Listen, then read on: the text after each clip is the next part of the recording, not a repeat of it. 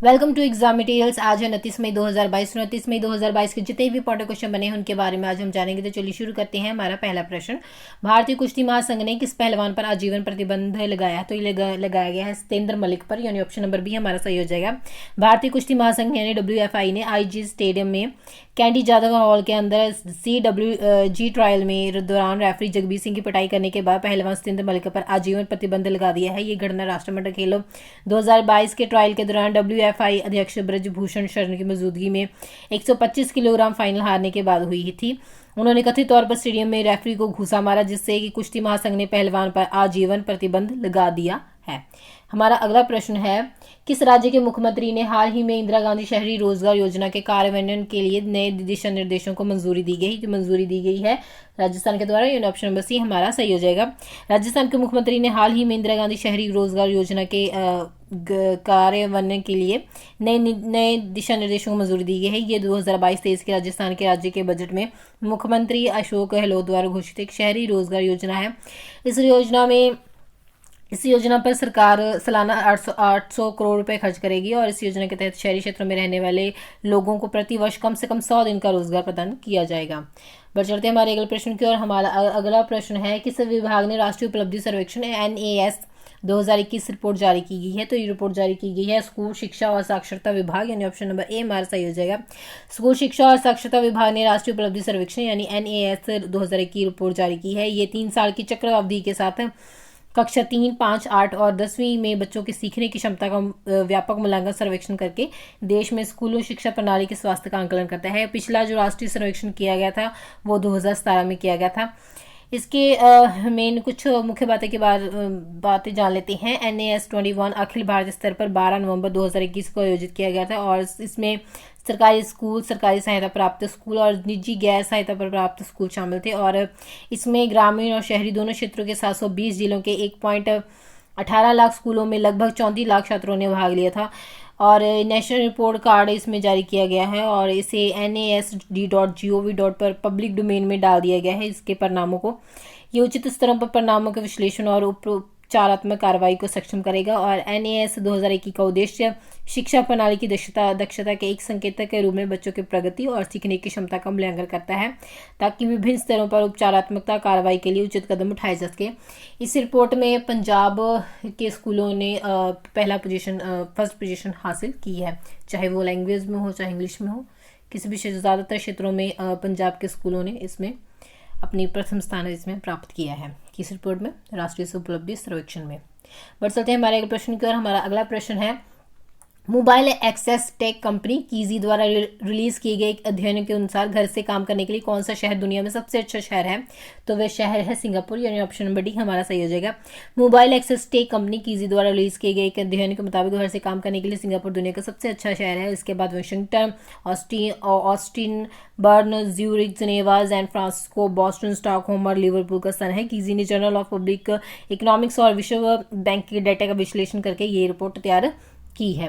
पर चलते हैं हमारे अगले प्रश्न की ओर। हमारा अगला प्रश्न है, यूपी बजट 2022 पेश करते हुए वित्त मंत्री सुरेश खन्ना ने कहा है कि निरक्षित महिला पेंशन को बढ़ाकर कितने रुपए कर दिए गए हैं? तो ये जो वित्त मंत्री हैं वो उत्तर प्रदेश के मुख्यमंत्री हैं और उन्होंने हाल ही में बजट पेश किया है और महिला पेंशन को बढ़ाकर कितनी कर दिया गया है? तो ये कर दिया गया है 1000 रुपये, यानी ऑप्शन नंबर बी हमारा सही हो जाएगा।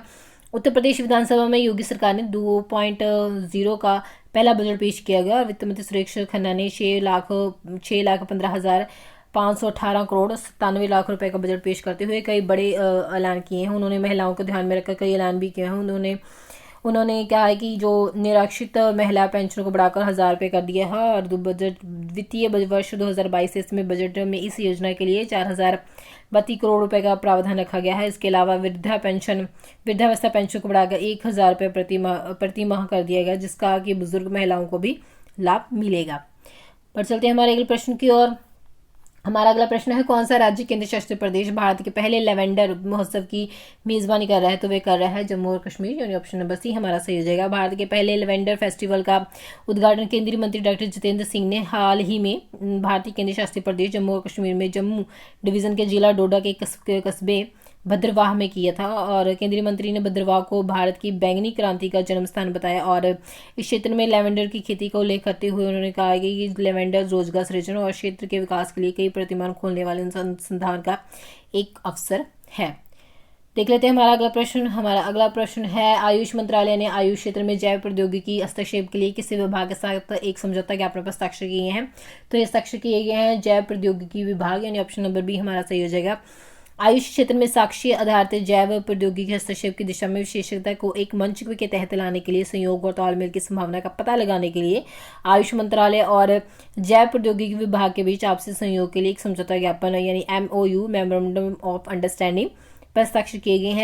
ये समझौता आयुष क्षेत्र में साक्ष्य आधारित जैव प्रौद्योगिकी हस्तक्षेप के लिए अंतर मंत्रालय सहयोग की सुविधा प्रदान करेगा। हमारा अगला प्रश्न है, मूडीज इन्वेस्टर्स सर्विस ने साल 2022 के लिए भारत के आर्थिक विकास दर के अनुमान को 9.1% से घटाकर कितने प्रतिशत कर दिया है? तो ये कर दिया गया है 8.8%, यानी ऑप्शन नंबर सी हमारा सही हो जाएगा। मूडीज इन्वेस्टर्स सर्विस ने उच्चतम महंगाई दर का हवाला देते हुए साल 2022 के लिए भारतीय आर्थिक विकास दर के अनुमान को 9.1% से घटाकर 8.8% कर दिया है। ग्लोब मैक्रो आउटलुक 2022-23 के अपने अपडेट में मूडीज ने कहा है कि कच्चे तेल, फूड और फर्टिलाइजर की कीमतों में बढ़ोतरी का असर खर्च करने की क्षमता पर पड़ेगा और रेटिंग एजेंसी के मुताबिक अगले वर्ष GDP जो थी वो 5.4% रहने की उम्मीद जताई जा रही है। हमारा अगला प्रश्न है, किसने हाल ही में ट्विटर के निर्देशक मंडल से इस्तीफा दे दिया है? तो ये इस्तीफा दे दिया गया है जैक डॉर्सी, यानी ऑप्शन नंबर ए हमारा सही हो जाएगा। जैक डॉर्सी ने ट्विटर के निर्देशक मंडल से इस्तीफा दे दिया है। डॉर्सी ने पिछले साल नवंबर में ट्विटर का CEO पद छोड़ा था और भारतीय मूल के पराग अग्रवाल ने उनकी जगह ली थी और इस समय ट्विटर ने कहा था कि 2022 में होने वाली शेयरधारक मीटिंग में अपना कार्यकाल खत्म होने तक डॉर्सी बोर्ड में बने रहेंगे। हमारा अगला प्रश्न है, जो इस वीडियो का आखिरी प्रश्न है, हाल ही में भारतीय व्यापार पोर्टल का शुभारंभ किसके द्वारा किया गया है? तो ये किया गया है अनुप्रिया पटेल के द्वारा, इन ऑप्शन नंबर डी हमारा सही हो जाएगा। वाणिज्य और उद्योग राज्य मंत्री अनुप्रिया पटेल ने हाल ही में नई दिल्ली में भारतीय व्यापार पोर्टल का शुभारंभ किया है। ये पोर्टल भारतीय निर्यातकों और विदेशी खरीदारों के लिए एक अंतर्राष्ट्रीय व्यापार केंद्र के रूप में काम करेगा। पोर्टल छोटे मध्यम उद्यमों के निर्यातकों, कारीगरों और किसानों को अपने उत्पादों के लिए नए बाजारों की पहचान करने और विश्व स्तर पर अपनी बिक्री को बढ़ाने के लिए सशक्त बनाने के लिए एक व्यवसाय डिजिटल मार्केट प्लेस है। इस पोर्टल को लॉन्च करने के बाद सुश्री पटेल ने कहा कि ये पोर्टल जो लॉन्च किया गया है, ये पोर्टल भारतीय निर्यातकों को वैश्विक दृश्यता प्राप्त करने में मदद के लिए एक ई-कॉमर्स मार्केट प्लेस के रूप में कार्य करेगा।